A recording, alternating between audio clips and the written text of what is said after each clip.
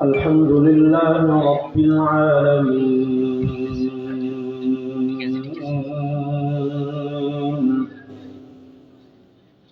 والعاقبة للمتقين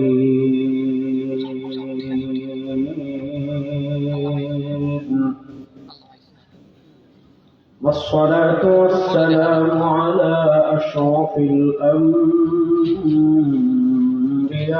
والمرسلين وعلى آله وأصحابه أجمعين.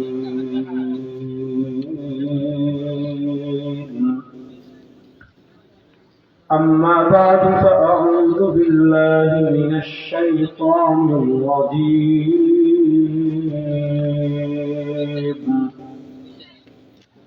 بسم الله الرحمن الرحيم.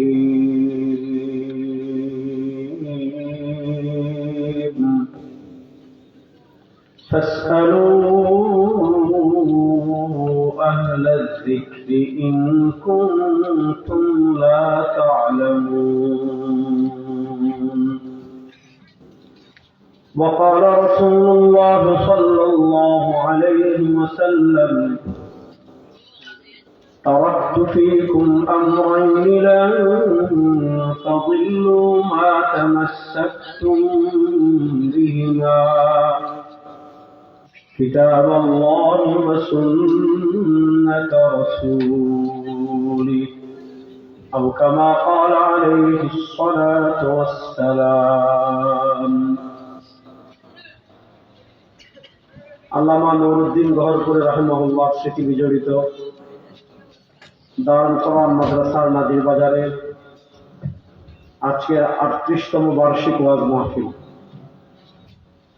আমাদের সিলেটের শীর্ষ দ্বীনি বিদ্যাপীঠ জামিয়া তাওয়াক্কুল আরেঙ্গার সম্মানিত মুহতামিম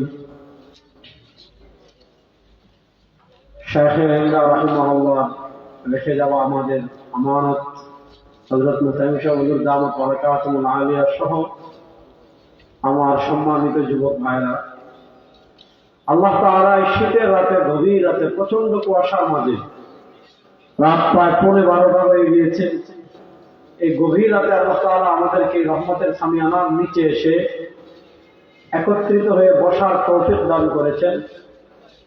আমরা সবাই একবার অন্তরের অন্তঃস্থল থেকে আল্লাহ রাব্বুল ইজ্জত ওয়াল জালালের দরবারে কালেমাতুশ শুকর আদায় করি, আলহামদুলিল্লাহ। ভাইসা বকল কিতাবি না করে একটু জুড়ে সবাই একবার পড়েন আলহামদুলিল্লাহ। যারা বাহিরে আছেন অনুরোধ করবো ভিতরে চলে আসেন, এই বাইরে দাঁড়িয়ে শীত খাওয়ার দরকার নেই, ভিতরে আসেন। আল্লাহ তাআলা আমার যে সকল ভাইরা বাইরে আছেন তাদেরকে ভিতরে এসে বসার তৌফিক দান করেন। দেখেন, আমার অত্যন্ত শ্রদ্ধা ভাজন বড় ভাই, এই মাদ্রাসার সম্মানিত শেখুল হাদিস মুহাক্কিক আলেমে দ্বীন মাওলানা আমিরুল ইসলাম হাবিবুল হাফিজাহুল্লাহ, তিনি আমাকে নির্দেশ করেছেন,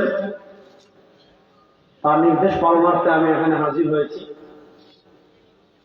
আমি ওনাকে আগেই বলেছি যে আমি আজকে লম্বা আলোচনা করব না, শুধু আপনার নির্দেশ পালনার্থে আর দোয়া নিতে আসবো। আমি আজকে কোনো টপিকের উপর আলাপ করব না, শুধু 2-4টা কথা আপনাদের সামনে সংক্ষিপ্ত সময় পেশ করব। ওয়া মা তাওফীকি ইল্লা বিল্লাহ আলাইহি তাওয়াক্কালতু ইলাইহি উনীব। আমাদের দেওবন্দি ধারার একজন মহান আকাবির, আমাদের হাকিমুল উম্মত মুজাদ্দিদ দ্বীন ও মিল্লাত আল্লামা আশরাফ আলী থানভী রাহিমাহুল্লাহ। হযরত আশরাফ আলী থানভী রাহিমাহুল্লাহ ইলমের গভীরতা কত এটা বলে বোঝানো যায়। হযরত হাকিমুল উম্মত আশরাফ আলী থানভী রাহিমাহুল্লাহ, ওনার বড় যে কয়েকটা পরিচয় আছে তার ভিতর একটা পরিচয় হলো উনি পাকিস্তান রাষ্ট্র প্রতিষ্ঠার স্বপ্নদ্রষ্টাদের একজন।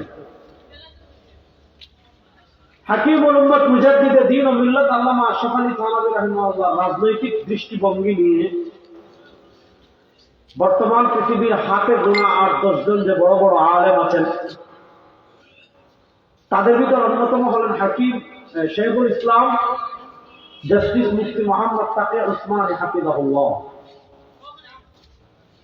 শেখুল ইসলাম জাস্টিস মুফতি মোহাম্মদ তাকি উসমানী হাফিজাহুল্লাহ হযরত হাকিমুল উম্মত আশরাফ আলী থানভী রাহিমাহুল্লাহ রাজনৈতিক দৃষ্টিভঙ্গি নিয়ে একটা ছোট্ট বই লিখেছেন, 50-60 পৃষ্ঠার হবে। যে বইটার নাম হলো হাকিমুল উম্মত কে সিয়াসি আফকার, হাকিমুল উম্মতের রাজনৈতিক দৃষ্টিভঙ্গি। অত্যন্ত শানদার কিতাব। সেখানে হাকিমুল উম্মত আল্লামা আশরাফ আলী থানভী রাহিমাহুল্লাহ রাজনৈতিক দৃষ্টিভঙ্গি নিয়ে আলোচনা করতে গিয়ে হযরত শেখুল ইসলাম তাকি উসমানী হাফিজাহুল্লাহ দুটা প্রান্তিক চিন্তা প্রথমত উপস্থাপন করেছেন, রাজনৈতিক প্রান্তিক চিন্তা। একটা ইহুদিবাদ খ্রিস্টবাদ থেকে আমদানি, আর ওই ইহুদিবাদ এবং খ্রিস্টবাদের চিন্তাকে খণ্ডন করতে আমাদের মুসলিম সমাজে একটা উগ্র চিন্তার জন্ম নিয়েছে। সেই উগ্র চিন্তা দুটাকেই তিনি খণ্ডন করেছেন। এরপর ইসলামের সবচেয়ে বড় একটা বৈশিষ্ট্য, ইসলাম হলো দ্বীন হানিফ, ইসলাম হলো মানে দ্বীন ওয়াসত। আল্লাহ আমাদেরকে বলেছেন উম্মতে ওয়াসত। ইসলাম সবকিছুতে মধ্যমপন্থা বিশ্বাস। এজন্য নবী করিম সাল্লাল্লাহু আলাইহি ওয়াসাল্লাম দ্বীনের দাওয়াত বাহক উলামায়ে কেরামের একটা গুণ বর্ণনা করেছেন, ইয়াহমিলু হাযাল ইলমা মিন কুল্লি খালাফিন উদুল। যারা আদিল হবে, ভারসাম্যপূর্ণ হবে, ওয়াসত হবে, মধ্যমপন্থী হবে। আসেন, পৃথিবীতে খ্রিস্টান রাজ্য হিসাবে আমরা যে রাজ্যগুলোকে চিনি, খ্রিস্টান রাজ্য হিসাবে যে রাজ্যগুলোকে আমরা জানি, সেই খ্রিস্টান রাজ্য পরিচালনার একটা বড় স্লোগান ছিল। সেই খ্রিস্টান রাজ্য পরিচালনা হতে মৌলিক একটা বড় স্লোগান খ্রিস্টানদের ছিল। সেই স্লোগানটা ছিল, থানভী রাহিমাহুল্লাহ লিখেছেন, তাকি উসমানী সাহেব লিখেছেন, সৈয়দ আবুল হাসান নাদভী রাহিমাহুল্লাহ লিখেছেন, খ্রিস্টানদের রাজ্য পরিচালনার একটা মৌলিক মূলনীতি ছিল কায়সার কায়সার, গির্জা গির্জা। যুবকরা ভালো করে বুঝবেন, খ্রিস্টানদের রাজ্য পরিচালনার একটা মৌলিক উসুল ছিল, একটা মৌলিক মূলনীতি ছিল কায়সার কায়সার, গির্জা গির্জা। গির্জা মানে ধর্মীয় উপাসনালয়, যেখানে তারা ধর্ম পালন করে, আর কায়সার মানে রাষ্ট্র। তাদের একটা মানে রাষ্ট্র পরিচালনার মৌলিক মূলনীতি ছিল গির্জা গির্জা, কায়সার কায়সার। গির্জা গির্জা মানে কি? আপনি ধর্ম পালন করতে চাচ্ছেন, গির্জায় যান। আপনি ধর্মীয় বিধান মানতে চাচ্ছেন, গির্জায় যান। আপনার পরিবারে আপনি ধর্ম পালন করতে চাচ্ছেন, গির্জায় যান। আপনার ছেলে সন্তানদেরকে আপনি ধর্ম শেখাতে চাচ্ছেন, গির্জায় যান। অর্থাৎ খ্রিস্টানরা তাদের ধর্মকে তারা গির্জার ভিতরে সীমাবদ্ধ করে ফেলেছে।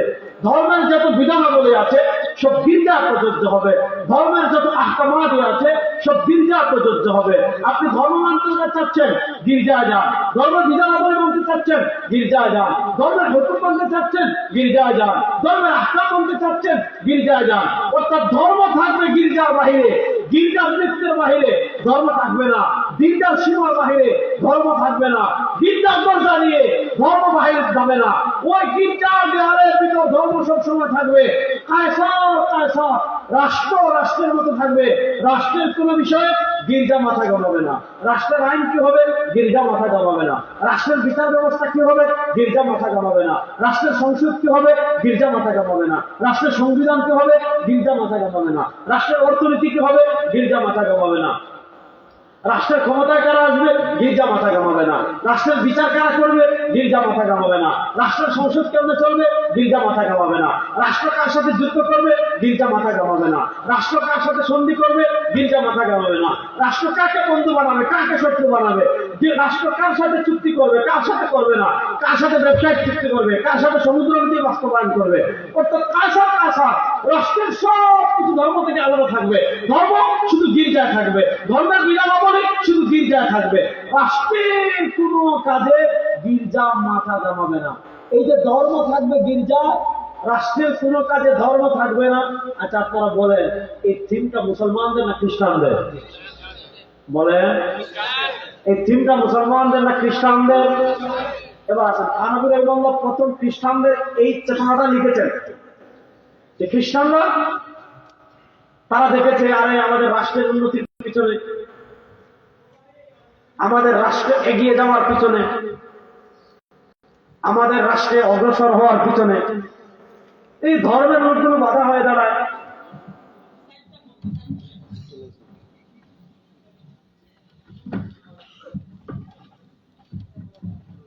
খ্রিস্টানরা দেখেছে, আসসালামু আলাইকুম, থানভী রাহিমাহুল্লাহ লিখেছেন এই মূলনীতিকে সামনে রেখে। দেখেন, আমি আপনাদেরকে একটা পয়েন্ট বলি, এই পয়েন্ট নিয়ে তাকি উসমানী সাহেব লম্বা আলাপ দিয়েছেন। কোন পয়েন্ট? গত শতাব্দী থেকে মুসলমানরা একটা তামাশা শুরু করেছিল, প্রত্যেক দেশে এক একজনের আব্বা বানাই দিচ্ছে। তুরস্কে একজন আব্বা, বাংলাদেশে একজন আব্বা, উজবেকিস্তানে একজন আব্বা, সিরিয়া একজন আব্বা, অর্থাৎ এক এক দেশে এক এক আব্বা বানাই দিচ্ছে।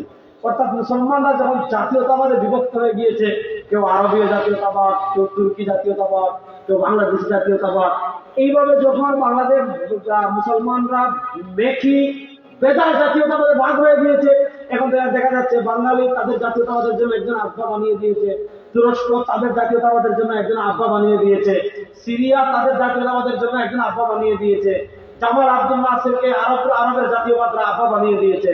শুনেন, আমাদের জাতীয়তাবাদ আমরা বাংলাদেশে, এটা আমাদের প্রকৃত জাতীয়তাবাদ না, এটা আমাদের পরিচয় সহজের জন্য আমাদের দেশীয় পরিচয়। আমাদের সবচেয়ে বড় জাতীয়তাবাদ, আমাদের জাতীয়তাবাদ আমরা বাঙালি না, আমাদের জাতীয়তাবাদ আমরা মুসলিম। আর আমাদের জাতির পিতা হযরত ইব্রাহিম, হযরত ইব্রাহিমের বাইরে কোন স্বৈরাচারের বাপ, কোন ফেরাউনের বাপ আমাদের জাতির পিতা হতে পারে না। কথা ক্লিয়ার? একদম আকিদা একদম ক্লিয়ার। কোন স্বৈরাচার, কোন লেডি ফেরাউনের বাপ আমাদের আব্বা হতে পারে না। আমাদের জাতির পিতা হযরত ইব্রাহিম, কারণ আমাদের জাতীয়তাবাদ যেহেতু আমরা মুসলিম, সুতরাং আমাদের জাতির পিতা হযরত ইব্রাহিম। ইব্রাহিমের বাইরে আমাদের আর কোন আব্বা নেই। শেষ। তুরস্কের আপনি কামাল পাশা, যাকে বলা হয় তুরস্কের আতাতুর্ক, আতাতুর্ক মানে তুরস্কের আব্বা। আপনারা দেখেছেন তুরস্কের লোক আপনার কামাল আতাতুর্ককে তুরস্কের আব্বা বানাইছে। তুরস্কের কামাল আতাতুর্ক মাত্র 14 বছর ক্ষমতায় ছিল, 1924 সাল থেকে নিয়ে 1938 সাল পর্যন্ত, এই 14 সাল। অর্থাৎ 1924 সালে অটোমান সাম্রাজ্য, যেটা আমরা বলি উসমানী খিলাফত, 1924 সালে উসমানী খিলাফতের প্রথম হলো। 1924 সাল থেকে নিয়ে 1938 সালে কামাল আতাতুর্ক মারা গেল। এই মাত্র 14 বছর সে তুরস্কের ক্ষমতায় ছিল। কিন্তু সমস্যা হয়েছে, তুরস্কের এত অধঃপতন 14 বছরে কেমনে হলো? কারণ তুরস্কে সে একটা জেনারেশন গ্যাপ তৈরি করতে পেরেছিল। এটা লম্বা আলোচনা, আমি ওদিকে যাচ্ছি না। আপনি তুরস্কের ধর্মনিরপেক্ষতার কথা বলেন, আপনি আরবি জাতীয়তাবাদ, জামাল আব্দুল নাসিরের আরবি জাতীয়তাবাদের কথা বলেন। গত শতাব্দীতে মুসলমানদের জন্য সবচেয়ে হৃদয় বিদারক যে দুটো দৃশ্য, একটা হলো জামাল আব্দুল নাসিরের আরবি জাতীয়তাবাদ, আরেকটা হলো কামাল আতাতুর্কের তুরস্কের সেকুলারিজম। শুনেন, আমাদের হাকিমুল উম্মাত মুজাদ্দিদ দ্বীনুল মিল্লাত আল্লামা আশরাফ আলী থানভী রাহিমাহুল্লাহ, আমরা কেন বলি আকাবিরে দেওবন্দের পৃথিবীতে কোনো নজির নাই? আমরা কেন বলি আকাবিরে দেওবন্দের পৃথিবীতে কোনো বিকল্প নাই? আমরা কেন বলি আকাবিরে দেওবন্দ অদ্বিতীয়? দেখেন,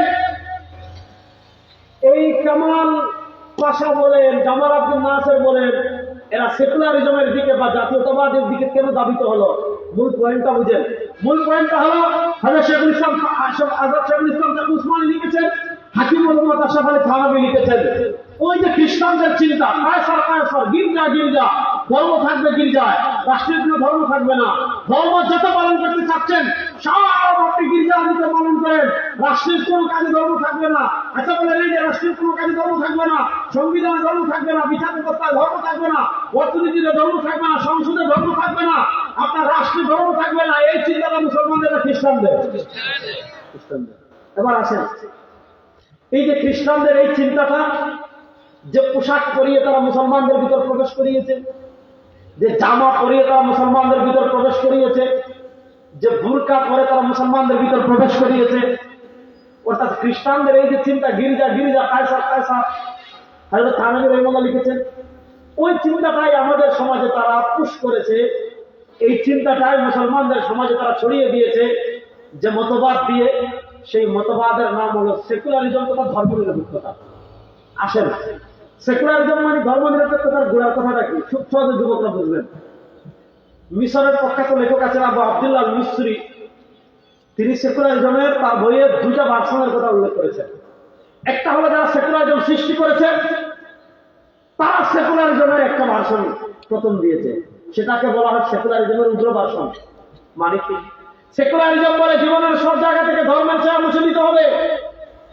আপনার পরিবারে ধর্মের ছায়া থাকবে না, আপনার ব্যক্তিগত লাইফে ধর্মের ছায়া থাকবে না, আপনার ব্যবসায় ধর্মের ছায়া থাকবে না, আপনার দেশের রাষ্ট্র ব্যবস্থায় ধর্মের ছায়া থাকবে না, আপনার সংবিধানে ধর্মের ছায়া থাকবে না, আপনার বিচার ব্যবস্থায় ধর্মের ছায়া থাকবে না, আপনার রাষ্ট্রের অর্থনীতিতে ধর্মের ছায়া থাকবে না, আপনার রাষ্ট্রের কোনো কাজে ধর্মের ছায়া থাকবে না। জীবনের সব ক্ষেত্র থেকে, রাজনীতি বলেন ধর্মের ছায়া মুছে দিতে হবে, রাষ্ট্রনীতি বলেন ধর্মের ছায়া মুছে দিতে হবে, রাষ্ট্র পরিচালনা বলেন ধর্মের ছায়া মুছে দিতে হবে, অর্থনীতি বলেন ধর্মের ছায়া মুছে দিতে হবে, সুপ্রিম কোর্ট বলেন ধর্মের ছায়া মুছে দিতে হবে, হাইকোর্ট বলে ধর্মের ছায়া মুছে দিতে হবে, সেকুলারিজম বলে ধর্মের ছায়া সব জায়গা থেকে মুছে দিতে হবে। এটা হলো সেকুলারিজমের মূল থিম। ইসলাম আর সেকুলারিজমের পার্থক্য কোথায়? ইসলাম বলে, সেকুলারিজম বলে সব জায়গা থেকে ধর্মের ছায়া মুছে দিতে হবে, আর ইসলাম বলে হুয়াল্লাযী আরসালা রাসূলাহু বিল হুদা ওয়া দীনিল হাক্কি লিইয়ুযহিরাহু আলা দ্বীনি কুল্লি। ইসলাম বলে সব জায়গায় ইসলাম থাকবে, সেকুলারিজম বলে সব জায়গায় ধর্ম মুছে দিবে, আর ইসলাম বলে সব জায়গায় ধর্ম বিজয় হবে। সুতরাং ইসলাম আর সেকুলারিজম কখনো একসাথে চলতে পারে না। ইসলাম আর সেকুলারিজম একসাথে চলতে পারে না। তারা বলে রাজনীতি থেকে ধর্ম মুছে দিবেন, ইসলাম বলে রাজনীতির ধর্ম লাগবে। তারা বলে রাষ্ট্র পরিচালনা থেকে ধর্ম মুছে দিতে হবে, ইসলাম বলে রাষ্ট্র পরিচালনা ধর্ম জরুরি পড়াও। তারা বলে অর্থনীতিতে ধর্ম মুছে দিতে হবে, ওই আপনার পুঁজিবাদী অর্থনীতি চলবে, আর আমরা বলি পুঁজিবাদী অর্থনীতি দিয়ে বাংলাদেশে 52 বছর চলে। কারা তৈরি হয়েছে? এমন এমন দরবেশ তৈরি হয়েছে, এক দরবেশ গত 15 বছরে 53,000 কোটি টাকা চুরি করছে। আপনি চিন্তা করতেছেন? আপনি কোন নেতার পিছনে ছুটেন? যেই নেতা আপনাকে সর্বহারিত আলমের আদর্শ শিখায় না, যেই নেতা আপনাকে সর্বহারিত আলমের অর্থনীতি শিখায় না, সর্বহারিত আলমের বিচার ব্যবস্থা শিখায় না, রাষ্ট্র পরিচালনা শিখায় না। আপনি আজকে মানুষের তন্ত্রমন্ত্র দিয়ে বাংলাদেশের অর্থনীতি পরিচালনা করেছেন। গত 15 বছর দেখেছেন এক দফা দরবেশ আমাদেরকে সহিহ হাদিস শিখাতে, বিভিন্ন সময় বিভিন্ন সমাবেশে গিয়ে বলেছে কি জানেন, সহিহ হাদিসে কোনো সমস্যা নাই, কিন্তু কোরআনে কিছু সমস্যা আছে। মানে তাদের পণ্ডিত একদম কোরআন পর্যন্ত গেছিল যে করবে সহিহ হাদিসে কোনো সমস্যা নাই, কোরআনে কিছু সমস্যা আছে। দেখি এই কেন হয়েছে যে 53,000 কোটি টাকা ছিল সালমান এফ রহমান নাম করার দরকার নেই। ইসলামের অর্থনীতি আছে না নাই? মাতেন না দেখুন, ইসলামের অর্থনীতি আছে না নাই? দেখেন আজকে আমাদের দেশের সরকার, আপনারা গতকাল দেখেছেন ট্যাক্স বাড়াই দিচ্ছে। ইসলাম কখনো ট্যাক্স নির্ভর রাষ্ট্র নয়, ইসলাম যাকাত নির্ভর রাষ্ট্র হবে। আজকে বাংলাদেশে কিচ্ছু লাগবে না, শুধু বাংলাদেশে যেই পরিমাণ ধনী আছে প্রত্যেকে যদি তাদের সম্পদ হিসাব করে যাকাতটা 2 বছর দেয়, 3 বছর দেয়, 5 বছর দেয়, 5 বছর পরে বাংলাদেশে আপনি গরিব খুঁজে পাবেন না। বাস্তব কথা। তো আমি যে কথা বললাম, সেকুলারিজম চায় সব জায়গা থেকে অর্থনীতিতে ধর্ম থাকবে না, ইসলাম বলে অর্থনীতিতে ধর্ম থাকবে। সেকুলারিজম বলে সংসদে ধর্ম থাকবে না, ইসলাম বলে সংসদে ধর্ম থাকবে। সেকুলারিজম চায় সব জায়গা থেকে ধর্মের ছায়া মুছে দিতে, আর ইসলাম চায় সব জায়গায় বিজয়ী হতে। মুছার তো প্রশ্নই আসে না। এবার তারা যখন দেখলো সেকুলারিজমের এই ভাষণকে মুসলমানদেরকে ভুলাতে পারবে না, যে সব জায়গা থেকে ধর্মের ছায়া মুছে দিতে হবে, কারণ মুসলমান দিন শেষে জান্নাতে যেতে চায়।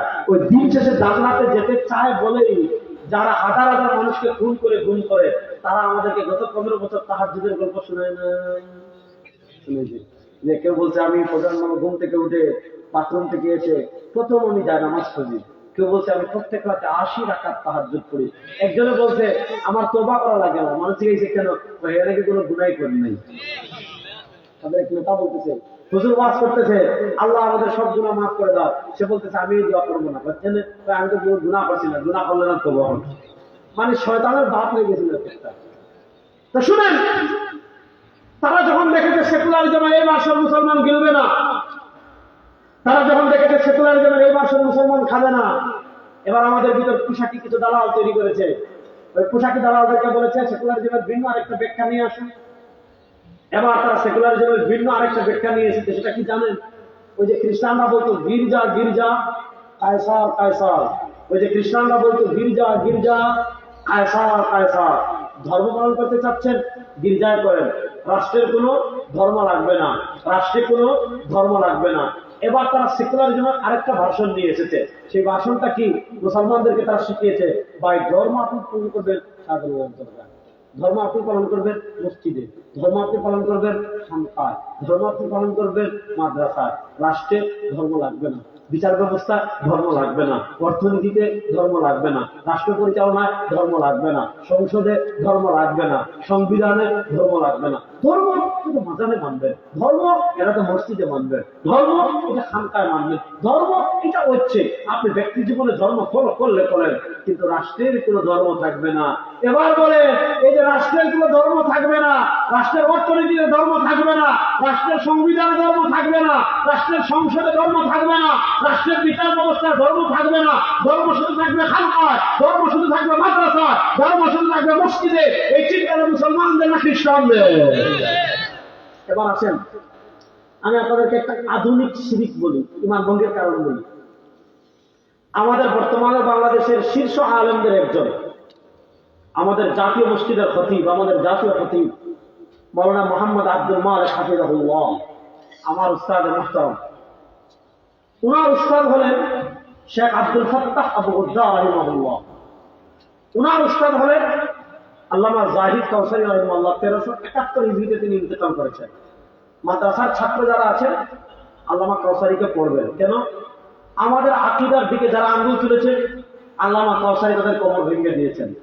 আমাদের ইমাম আযম আবু হানিফা রাহিমাহুল্লাহর দিকে যারা আঙ্গুল তুলেছেন ইমাম কাউসারী তাদের কোমর ভেঙে দিয়েছেন। আমাদের ফিকহ হানাফির দিকে যারা হাত তুলেছে, অতিরিক্ত বেশি চুলকা নিলে খাওয়া যায়, তো এগুলা তো সমাধানকৃত বিষয়। সমাধানকৃত বিষয় নিয়ে 1400 বছর পরে যারা ফিকহ সৃষ্টি করতে চাচ্ছে, আজ থেকে 80 বছর আগে আল্লামা কাউসারী তাদের কোমর ভেঙে দিয়ে গিয়েছেন।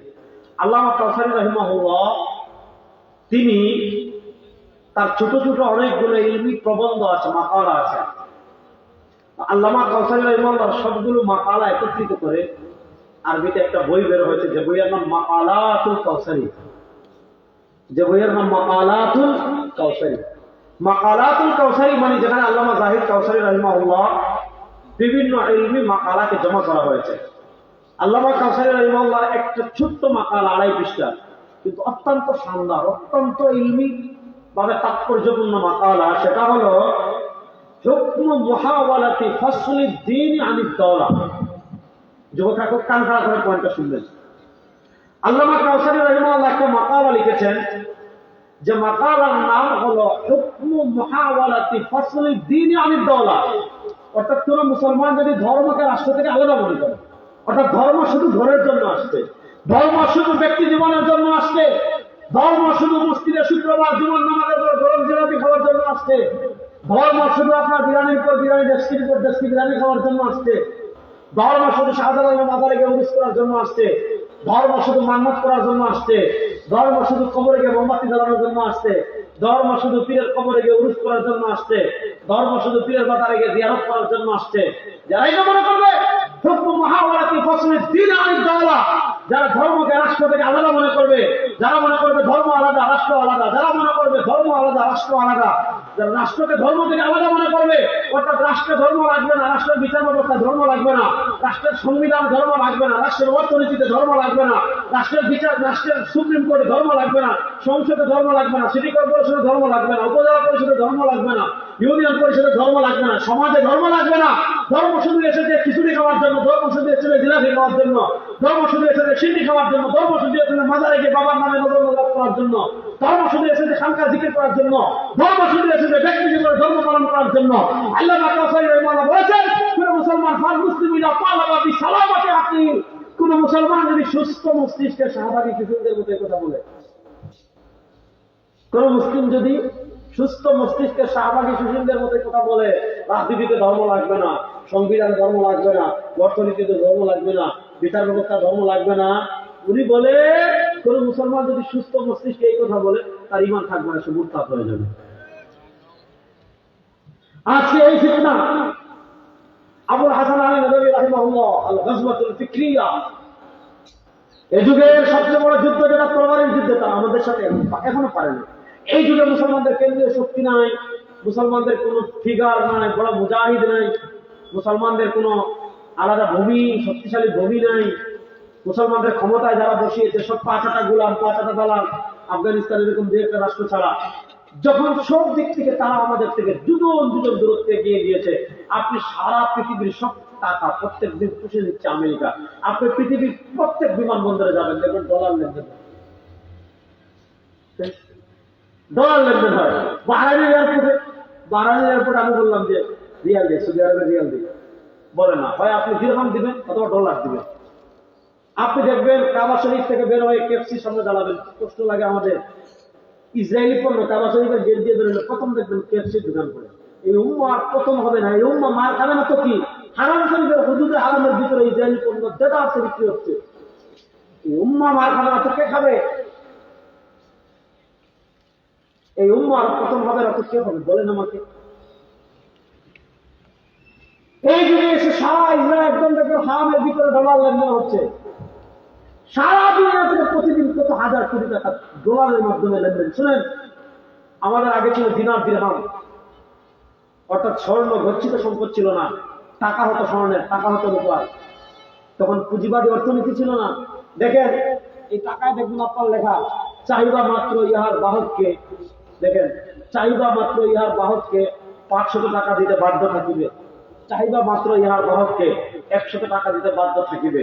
এই কথাগুলো কেন শুনেন, এই টাকাটা আগে ছিল ওসিকা, গ্যারান্টি, অর্থাৎ তার কাছে স্বর্ণ আছে, সে রাষ্ট্রের কাছে স্বর্ণ জমা দিয়েছে, এবং সে স্বর্ণ দিয়ে চলতে পারতেছে না, এই রাষ্ট্র তাকে ওসিকা দিয়েছে টাকা, অর্থাৎ তার এই টাকা পরিমাণ স্বর্ণ, অর্থাৎ 100 টাকা দিয়ে এই টাকা দিয়ে সুযোগ কিনতে চান, তাহলে রাষ্ট্রটা সুপারিশ করতেছে যেটা দিয়ে চাইলে আপনি দিবেন।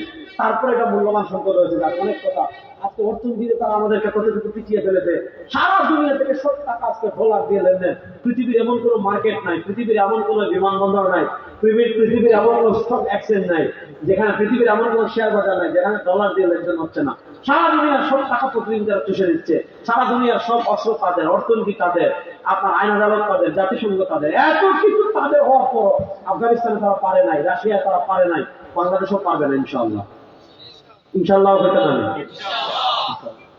এই যুগে এসেও তারা তরবারির যুদ্ধে আমাদের সাথে পারছে না। এই যুগে এসেও যখন সারা দুনিয়ার সবকিছু তাদের, আমাদেরকে পিটাইলে আমাদের পক্ষে কথা বলার মতো একটা মানুষ নাই, অথচ তাদের একটা কুকুর মারলে আপনি শোক করার মানুষ।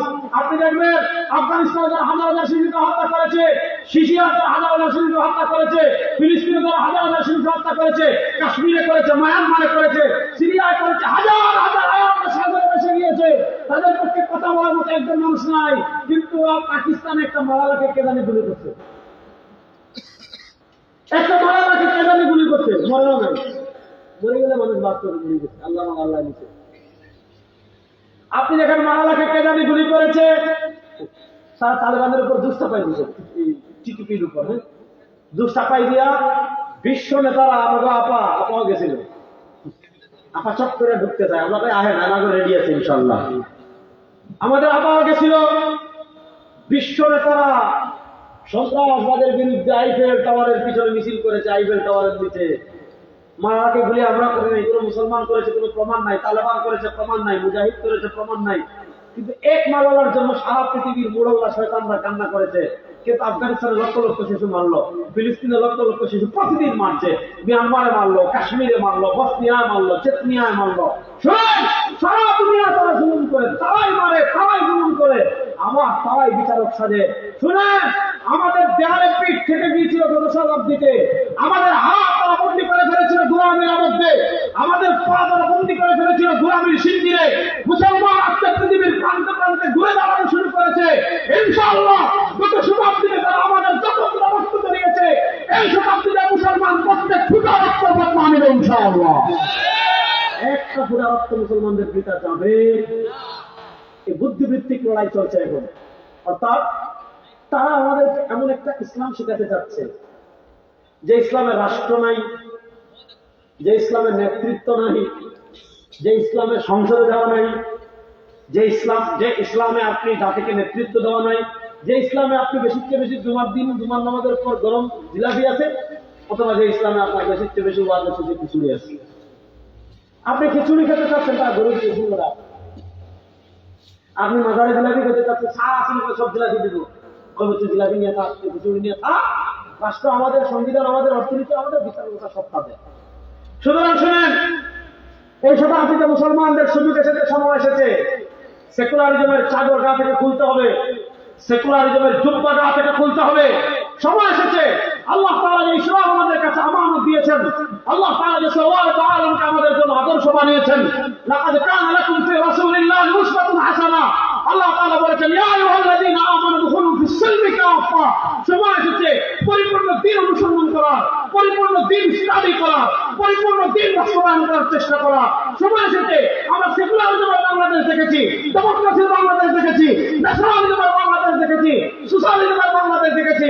মানুষের ভাগ্যের পরিবর্তন হয় নাই। এবার সময় এসেছে আমরা ইসলামের বাংলাদেশ দেখবো ইনশাআল্লাহ। আল্লাহ তাআলা ইসলামের বাংলাদেশ গড়ার তৌফিক আমাদের সবাইকে দান করেন।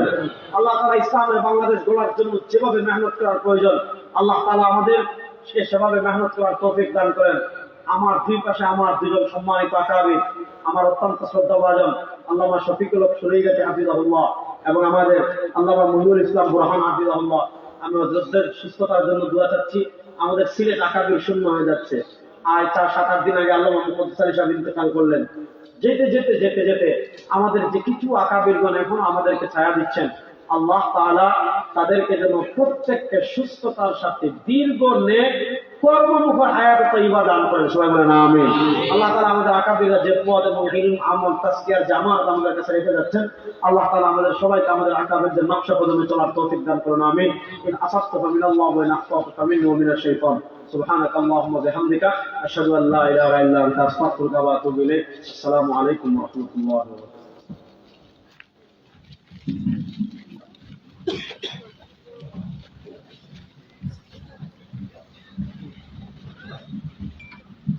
আলহামদুলিল্লাহ, আমরা অত্যন্ত গুরুত্বপূর্ণ